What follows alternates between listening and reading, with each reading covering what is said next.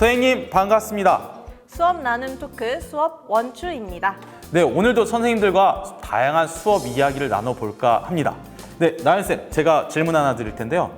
선생님은 그 학창시절에 좀 싫어했던 과목이 좀 있었을까요? 글쓰기가 많으면 국어도 싫었고, 저는 노래 못해서 음악도 싫었고, 꾸미는 것도 힘들어서 미술도 싫었고, 그냥 다 싫었던 것 같은데. 그럼 어떻게 선생님이 된 거죠? 네, 아마 아이들도 저마다 이렇게 좀 싫어하는 호불호 과목이 있을 텐데요. 그럼 선생님, 그래도 애들이 좀 호불호가 있지만 그래도 보편적으로 좀 이걸 어려워하는 과목 있잖아요. 어떤 게 좀 대표적일까요? 아마도 수학이겠죠. 저 학창 시절에는 이제 수학을 좋아하지 않아가지고 포기하는 친구들이 많아서 수포자라는 단어가 생겨서 막 뉴스에 나오기도 했어요. 맞아요. 그래서 어떻게 하면 보다 수학을 효과적으로 가르칠 수 있을까? 우리 수학의 달인, 네, 우리 정혜선 원투쌤을 한번 모셔보고자 합니다. 네, 오늘도 굉장히 도움이 되는 시간이 될 것 같습니다. 수학 수업에 대한 캐캐묵은 고민을 해결하는 시간이 될 것 같습니다. 우리 혜선 원추쌤과 함께하는 수학 수업 이야기 원추 시작합니다.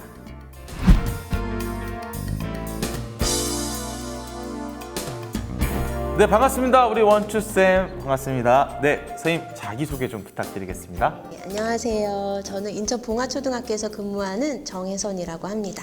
저는 현재 아이들과 함께 배움을 바로 세우는 거꾸로 수학교실을 운영을 하고 있고요. 오늘 저의 경험을 바탕으로 선생님들과 이야기를 나누면서 이제 원투 선생님들과 함께 수학 수업에 대한 이야기를 나누려고 하는데요. 선생님들께 도움이 되는 시간이었으면 좋겠네요.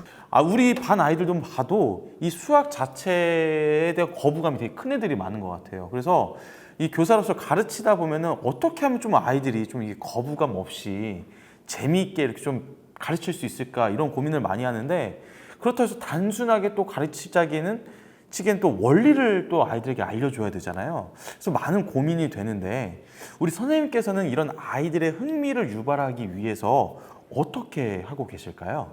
저는 일단 수학이 우리 삶에서 왜 필요한지 아이들이 느끼는 게 가장 우선이라고 생각이 들었고요. 이게 수학에 대한 흥미를 일깨워주는 물꼬가 되지 않을까라는 생각을 했습니다. 네. 그래서 아이들이 수학에 대한 필요성을 인식할 수 있도록 실생활에서 볼 수 있는 자료를 사진이나 뉴스 기사로 제시를 해주거나 이렇게 활동을 했었는데요. 예를 들어서 백분율을 배우는 단원에서는 이제 최근에 인천에서 많이 사용하고 있는 그 지역 할인 카드 있잖아요. 이응 카드. 네, 이 인천이니까 괜찮아요. 말씀하셔도. 네. 인천 이응 카드를 이제 가게 같은 데 보면 몇 % 할인 이렇게 맞아요. 써 있는 네, 경우가 네. 있거든요. 그래서 이럴 때 정말 할인 받을 수 있는 금액이 얼마인지 직접 계산해 보게 한다거나, 그리고 또 소수의 나눗셈을 배우는 단원에서는 제가 아이들한테 얘들아, 소수의 나눗셈을 배우면 부모님이랑 장 볼 때 가장 싼 물건을 추천해 드릴 수 있어, 이렇게 네네. 얘기를 했어요. 그랬더니 애들 눈이 반짝반짝 하더라고요. 네네네. 그래서 이렇게 그동안 수학을 책에 있는 문제만 풀거나 문제집에 있는 문제를 푸는 그런 걸로만 여겼던 아이들이 이렇게 수학이 내 옆에 가까이 있구나, 내 삶과 이렇게 연계돼 있구나 하는 걸 확실히 느끼는 순간이 되지 않았나 생각이 들었어요. 네, 저희 입장에서는 사실 이미 다 배운 원리나 내용이라고 생각을 하지만 학생들한테는 사실 실생활에 적용하는 방식이 무척 생소했을 수도 있겠다라는 생각이 반성이 드네요. 그렇다면 선생님, 이제 수학이 학생들의 생활 속에서 든든한 재료가 되려면 어떤 방법으로 학생들을 가르쳐야 될까요? 네, 그래서 제가 소개해드리고 싶은 방법이 바로 거꾸로 수학인데요. 이 방법을 사용하기 위해서는 먼저 거꾸로 교실에 대한 이해가 필요해요. 그래서 학생들이 수업 시간에 책으로만, 그리고 지식, 원리, 개념 등을 익히고 그리고 나서 그치는 게 아니라 사전에 기본 개념에 대해서 디딤 영상으로 개별적으로 학습을 하고 수업 시간에는 다양한 활동을 통해서 배움을 실생활하고 연결하고 확장할 수 있게 만들어주는 수업 방식입니다. 네. 기존의 수업 방식은 교실에서 하는 교사의 강의를 듣고 이제 집에서 숙제를 하는 방식으로 이루어져 왔어요. 근데 반면에 거꾸로 교실 수업은 사전에 미리 디딤 영상 자료를 제공을 해서 개별적으로 강의를 듣게 하고, 본 수업에서는 여유 시간이 생긴 만큼 다양한 활동으로 수업을 구성해 나갑니다. 배움이 일어나는 과정 중에서 이해와 기억 부분이 사전에 제시가 되는 셈이라고 할 수 있어요. 대부분의 수업은 이해, 기억이 수업의 반 이상을 차지하게 되고 그러다 보니 학생들이 적용할 시간은 많지 않은 것이 사실인데요. 해서 거꾸로 수업에서는 이해하고 기억해야 할 학습 내용을 사전에 제시하고 실제 수업에서는 다양한 활동으로 더 넓고 깊은 배움 중심 수업을 진행할 수 있게 됩니다. 그래서 거꾸로 수업 상황에서 상호소통과 협업을 통해서 공유와 피드백이 자연스럽게 일어나게 되며 이런 방식으로 서로 함께 성장해 나갈 수 있는 시간이 됩니다. 실제로 수업을 설계하는 방식은 다음과 같습니다. 계획하기, 디딤 수업 만들기, 활동하기 순으로 수업 내용을 짜고 운영하는 방식입니다. 여기서 거꾸로 교실에 대한 흔한 오해를 풀고 싶은데요. 선생님들께서 디딤 수업을 만드실 때 수업의 질을 높게 설정해야 한다는 부담에서 벗어나셔야 한다는 점입니다. 잘하려다 보면 수업 준비를 2번 하는 느낌이 들 테고 사전 수업을 만드시다가 금방 지치실 수도 있겠죠? 핵심적인 것만 10분 이내로 준비하시면 됩니다. 그리고 영상뿐 아니라 디딤 수업이 가능한 다른 형태의 자료를 제공하셔도 되고요. 디딤 영상은 크게 4가지 유형으로 나눌 수 있는데요. 학습 내용을 간략하게 전달하는 가장 일반적인 유형인 내용 전달형, 개인이나 모둠에게 해결할 과제를 제시하는 과제 제시형, 동기 유발 질문이나 심화 활동 제시 등 탐구를 촉진시키는 탐구 촉진형이 있습니다. 마지막으로 주로 저학년이나 아니면 처음 하는 활동을 도입할 때 우리가 수업 시간에 활동에 대한 소개하는 것만으로 시간을 많이 낭비하게 되는 경우가 있는데요. 이럴 때 활동에 대한 숙지를 미리 할 수 있도록 설명해주는 활동 설명형이 있습니다. 선생님께서는 수업 디자인, 활동에 알맞게 선택하여 제작하시면 됩니다. 거꾸로 수업에 대한 요구가 등장하게 된 계기는 아무래도 학생 개개인의 능력 차이와는 관계없이 일제식으로 진행되는 수업에 대한 불만에서 나온 것 같습니다. 배움의 속도나 사전 지식, 몰입도는 학생들마다 현저하게 차이가 있는데 과거의 수업 방식은 학습자의 차이를 반영하지 못한 천편일률적인 강의식 수업이었다는 것이 문제였다고 할 수 있겠죠. 디딤 영상을 처음 제작하시는 선생님들께 간단한 몇 가지 팁을 드리자면 첫 번째로 내용의 핵심, 개념 요소를 간략하게 하는 것이 좋다는 것입니다. 그리고 다음으로는 영상은 5분에서 10분 정도로 너무 길지 않게 가장 손쉽게 할 수 있는 촬영 방법을 선택하여 제작하는 것이 좋습니다. 또한 영상의 퀄리티에 얽매이지 말고 내용 자체에 집중하는 것이 좋다는 말씀을 드립니다. 디딤 영상이라 제가 이런 거꾸로 교실에 대한 연수는 이제 들은 적이 있는데 이렇게 디테일하게 디딤 영상을 만들어주는 건 처음 들었어요. 지금 저 당장 만들 수 있을 것 같아요. 네, 그래서 만약에 저도 학창 시절에 이런 수업을 들었다면 지금보다 좀 더 스마트하지 않았을까 이런 생각이 드는데요.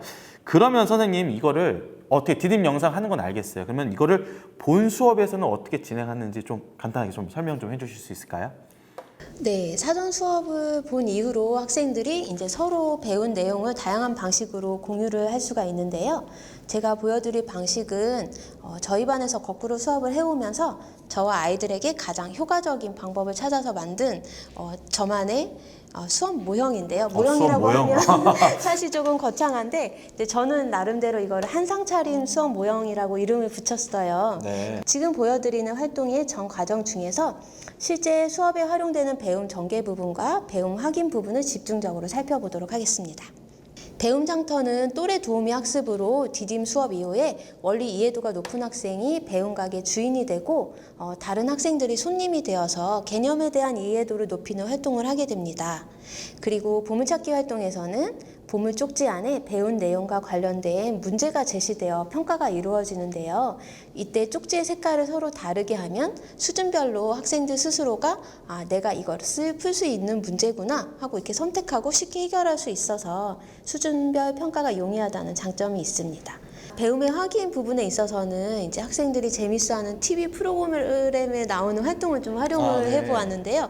모둠별로 역할을 정해서 미션을 수행하는 활동이에요. 그래서 미션 장소에 도착한 학생들이 그 각 장소마다 뭐 태블릿이라든지 아니면 문제지 같은 게 있어서 그걸 확인하고 알맞은 해결 방법을 제시를 하게 되고요. 그리고 나서는 이 문제를 어떻게 해결했는지 결과가 알맞을 경우에는 역할에 알맞는 보상을 얻게 됩니다. 예로 보여드리는 활동에서는 모두머니 각자 구해올 김밥의 재료를 정하고 문제를 해결하면 재료를 하나씩 획득하는 활동이 이루어지고 있는데요. 이 실과랑도 연계해서 획득한 그렇겠네요. 재료만큼 실제로 모둠에서 이제 실과 수업을 할 때 재료를 주기도 했어요. 그리고 활동을 마무리할 때는 이 배움에 대한 자기 성찰을 하는데요. 이렇게 원 모양의 종이를 조각으로 나누어서 한 조각씩을 나누어 주고 그때는 이제 뭐 아이들이 좋아하는 피자 모양이라든지 아니면 뭐 과일 디저트 모양을 가지고 하고요. 그래서 거기에서 내가 오늘 배웠던 내용에 대해서 내가 이만큼은 아는 것 같고 이만큼은 모르는 것 같고 이 활동을 통해서 어떤 걸 느꼈고 배웠고 이렇게 자기 성찰 내용을 써서 이 모양이 모두 완성이 되면 서로 이야기를 나누면서 각자 성찰을 공유할 수 있게 했습니다. 그러면 지금 선생님께서 이 말씀해 주시니까 이 거꾸로 수업에 대해서 처음 이렇게 접하시는 선생님들도 이해를 바로 하실 수 있을 것 같은데, 그럼 선생님 이렇게 그 수학에서 이 거꾸로 수업을 적용했던 사례를 딱 한 가지만 말씀해 주실 수 있을까요? 6학년 2학기 2단원 소수의 나눗셈 활동을 소개를 해드리고 싶은데요. 네. 먼저 학생들은 소수의 나눗셈 계산 원리를 디딤 영상과 그리고 비대면 수업 때 이제 네네네네. 원리를 미리 배워오는 거죠? 네, 네네네. 배워오고 나서 이제 등교 수업 때에는 가장 단위 가격이 싼 물건을 찾아라 하는 미션을 가지고 활동을 했어요. 그래서 아이들이 소수의 나눗셈 계산 원리를 가지고 이제 단가 계산을 하는 거죠. 단가 계산을 해서 이제 등교 수업 날에 어떤 물건이 제일 싼지 이제 찾아보는 활동을 했는데 이렇게 각 곳을 다니면서 하다 보니까 애들이 문제를 풀면서 제가 말하지 않았는데도 먼저 자연스럽게 서로 이거 내가 구한 거 맞니? 하면서 살펴보고 이 부분 잘 모르겠는데 하면서 서로 배우면서 자연스럽게 협력적인 문제 해결력이 키워졌던 것 같아요. 우리 선생님 반 아이들은 이제 최저가 찾기는 이제 기본으로 다 이제 쇼핑 사이트에서 다 할 수 있을 것 같아요. 네. 재미도 있는 그런 네. 배움이 일어날 것 같습니다. 그러면 사실 저는 수학 가르칠 때 분수 단원에서 학생들의 흥미를 이끌어내는 게 너무 어렵더라고요. 저도 분수를 모르겠어요. 제 분수도 모르거든요. 저는 그래서 네. 분수가 너무 어려워요, 선생님. 네. 네, 분수 단원도 거꾸로 수학 수업이 가능할까요? 네네. 5학년 1학기 4단원에 있는 이제 약분과 통분을 네. 배울 때였어요. 이제 크기가 같은 분수를 만드는 그 통분 과정에서 사실 이게 후속 학습에 굉장히 중요한 밑거름이 되잖아요. 네네네. 그래서 가족 분수 찾기 활동으로 만들어 보았는데요. 아이들한테 분수 카드를 각자 나눠주고 이제 나눠준 띠 카드에 분수의 크기만큼 색칠을 하게 했어요. 그래서 네. 다니면서 분수 띠 카드를 비교해 보면서 띠 카드의 크기가 같으면 같은 분수잖아요. 아. 그래서 가족들을 찾는 의미로 구성을 했고요. 이제 가족들이 다 모였을 때 가족의 대표를 뽑으면서 자연스럽게 기하 분수랑도 연계를 해서 오. 활동을 했습니다. 그래서 분수 카드끼리 모아서 제가 이거 족보를 완성하는 거야 이렇게 이야기를 했거든요. 그러니까 아이들이 굉장히 재미있게 크기와 같은 분수를 이제 귀납적으로 이해할 수 있게 되었던 것 같아요. 그러면 예를 들어서 제가 2분의 1이고 4분의 2면은 만나면 네, 대표가 너는 우리 가문이다. 넌 우리 족보다. 이런 식으로 하신다는 거죠. 이 분수 가족이란 자체 이 발상이 너무 재밌는 것 같아요. 그래서 학생들이 이제 공부를 하면서도 내가 분수를 공부하고 있다. 하지만 또 일종의 놀이를 하는 거니까 이 수학에 대한 거부감과 강박관념이 좀 사라질 것 같아요. 저도 같은 생각이 들었는데 특히 이제 같은 크기의 분수라는 개념을 도입하면서 분수 족보를 만든다는 거 저희도 껴서 같이 놀이를 하고 싶네요. 네, 그러면은 선생님께서 이제 족보 또 말씀해 주셨잖아요. 그러면 이번 수학을 좀 넘어서서 다른 교과와 이 수학을 좀 연계한 이런 사례가 있으면 좀 말씀해 주실 수 있을까요? 네, 4학년 1학기와 2학기에 보면은 이제 막대 그래프와 꺾은선 그래프를 차례대로 배우는데요. 네. 이게 어떤 이제 데이터를 단순히 그래프로 표현하는 것뿐만이 아니라 아이들이 어떤 주제를 가지고 조사를 해서 그걸 하나의 자료로 만들게 해보았어요. 그래서 그때 아이들이랑 정한 주제는 이제 급식 메뉴를 가지고 했어요. 그래서 1모듬은 가장 좋아하는 밥을 했다면 뭐 2모듬은 가장 좋아하는 국류, 어디는 뭐 이렇게 디저트류 해가지고 이제 각 모듬별로 조사를 하고 이제 전 학생 그리고 전 교직원한테 설문조사를 해가지고 그거를 가지고 이제 그래프 자료를 만들고 그리고 국어랑 연계를 했어요. 그래서 제안하는 말하기 활동하고 그리고 자료를 활용하여서 하는 말하기를 해서 이제 우리 학교 영양사 선생님을 직접 초빙을 해가지고 선생님 우리 학교 학생과 이 구성원들은 이런 메뉴를 이만큼 좋아합니다 이렇게 하고 설득하는 말하기를 했고요. 감사하게도 영양 선생님께서 거기서 1위를 했던 메뉴들을 직접 메뉴에 반영을 해주셨어요. 다음 달에. 그래서 그 그래프를 가지고 발표를 했던 저희 반 아이들뿐만이 아니라 설문조사에 참여했던 동생들, 뭐 가족들, 우리 학교 가족들도 다 뿌듯해했었던 기억이 있습니다. 네, 오늘 우리가 이렇게 열심히 거꾸로 수학에 대해서 이야기를 나누다 보니까 벌써 또 이렇게 마무리할 시간이 된 것 같습니다. 자, 우리 원쌤, 오늘 우리 혜선 원추쌤과 좀 이야기를 나눠봤는데요. 좀 소감 어떠셨나요? 거꾸로 수학. 정말 다양한 수업을 나눠주셨는데 마지막에 그 급식 메뉴 아이들이 보면 하자고 원성이 자상할 것 같아서 네. 네, 가장 기억에 남습니다. 국어과 수업과도 연계할 수 있어서 일석이조의 수업이 될 것 같습니다. 우리 너무 좋은 수업 나눔해주신 혜선 원추쌤께서 우리 수학 수업을 한마디로 정의해 주신다면? 네, 수학 수업은 요리 교실이다라고 이야기를 하고 싶은데요. 아이들이 어떤 이렇게 상차려져 있는 곳에 가서 이 만들어진 요리를 먹는 게 아니라 저와 했던 수업 속에서 냉장고에 재료를 채우고 그리고 요리를 할 수 있는 도구들을 구비를 하고 그리고 조리할 수 있는 레시피나 아니면 조리 방법 같은 것들을 스스로 익혀서 내 냉장고에서 재료를 꺼내서 내가 가진 도구로 자신의 상황이나 뭐 요구에 맞는 맞춤 요리를 할 수 있는 셰프가 됐으면 좋겠다라는 생각을 해서 그렇게 정의를 해보았습니다. 네, 우리 교실의 아이들이 자기 스스로가 수학의 셰프가 될 수 있는 그날까지 우리 선생님들이 하실 일들이 많다라고 생각이 듭니다.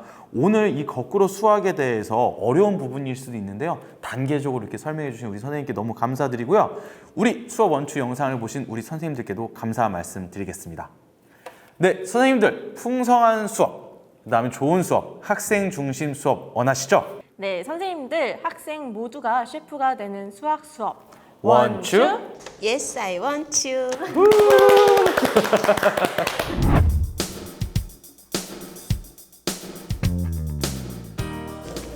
거꾸로 수학 수업 보물찾기 활동에서 학생들이 자신의 수준에 맞는 문제를 이것을 통해서 구분하는데요. 이것은 무엇일까요?